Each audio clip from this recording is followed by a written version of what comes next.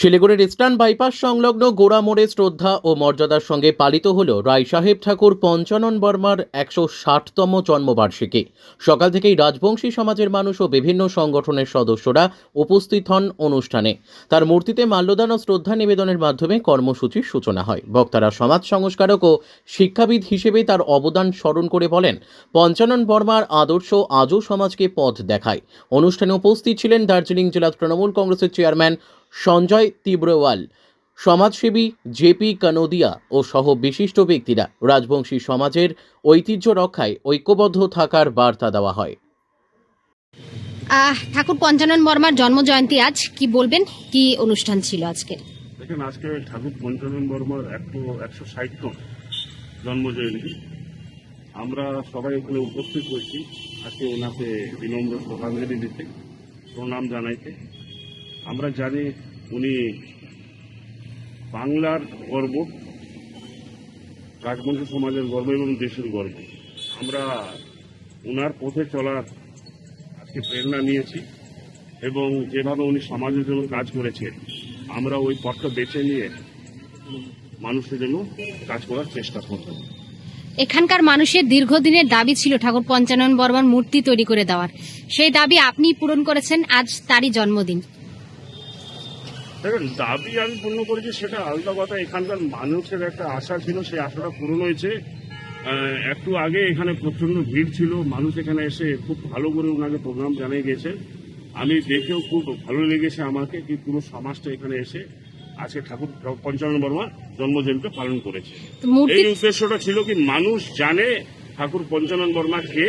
আজকে রাস্তার মানুষরাও এসে এখানে শ্রদ্ধাঞ্জলি দিয়েছেন এবং মাননীয় মুখ্যমন্ত্রী যেভাবে ঠাকুর পঞ্চানন বর্মার কলেজ করে দিয়েছেন, তো আমরা যে সম্মানটা ওনাকে দিতে পেরেছি এটাই আমাদের জন্য গর্বের একটা বিষয়।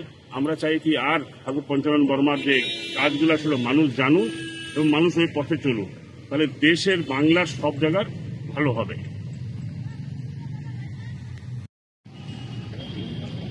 এখানকার মানুষের দীর্ঘদিনের দাবি ছিল, জেপি কানোদিয়া তাদের সেই স্বপ্ন পূরণ করেছেন, আজ তারই জন্ম জয়ন্তী, কি বলবেন?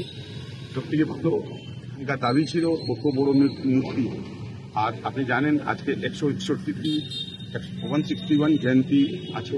আর ঠাকুর পঞ্চানন বর্মা, যাকে আমরা ঠাকুর বলি, রায় সাহু বলি, উনি আমাদের রাজবংশী সমাজের জন্য আর সবার জন্য অনেক কাজটা করেছিলেন, শিক্ষার জন্য, তারপরে রাজবংশীর উত্থানের জন্য।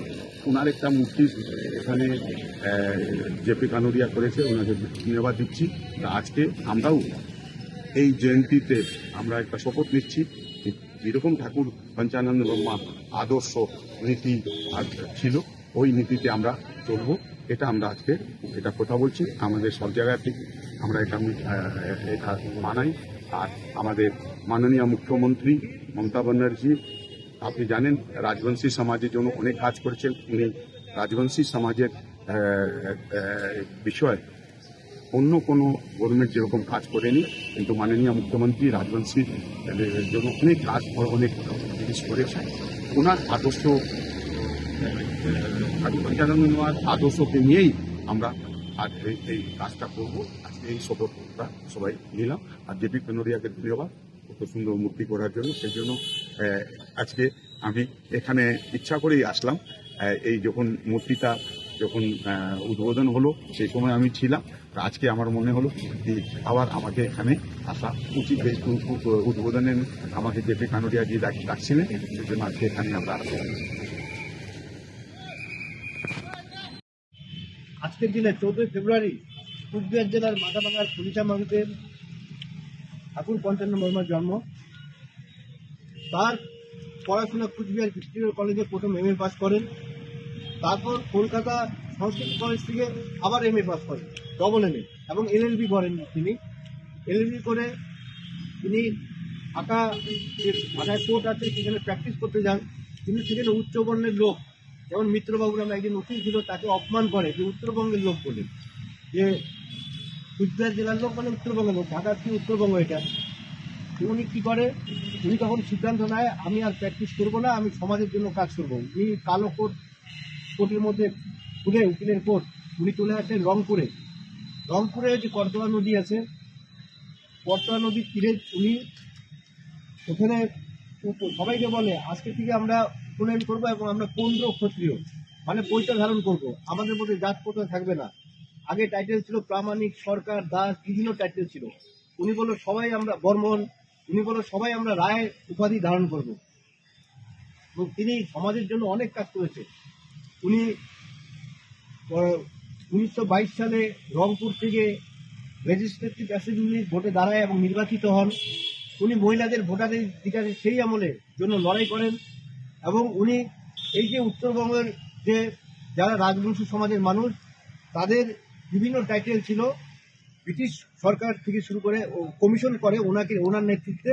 এবং উনি 1933 সালে কমিশন গঠন হয় এবং 1933 সালে সবাই রায় উপাধি ধারণ হওয়ার পরে শিডিউল কাস্ট যে আজকে সবাই এই জন্য একমাত্র ঠাকুর পঞ্চানন বর্মার যে কমিশন, সেই কমিশন জন্য ব্রিটিশ সরকার সবাইকে শিডিউল কাস্ট করে, যার জন্য সবাই বিভিন্ন সুযোগ সুবিধা পাচ্ছে তপশিলি জাতি। শুধু তাই নয়, উনি মহিলাদের জন্য বলছে মহিলাদের যে পুরুষদের অত্যাচার, এই মদ্যপান, তারপরে নানা রকম কুসংস্কার, এগুলো মহিলাদের এগিয়ে ডাংধরি মাও মানে মহিলাদের হাতে লাঠি ধরতে হবে এবং তিনি লড়াই করতে বলেন।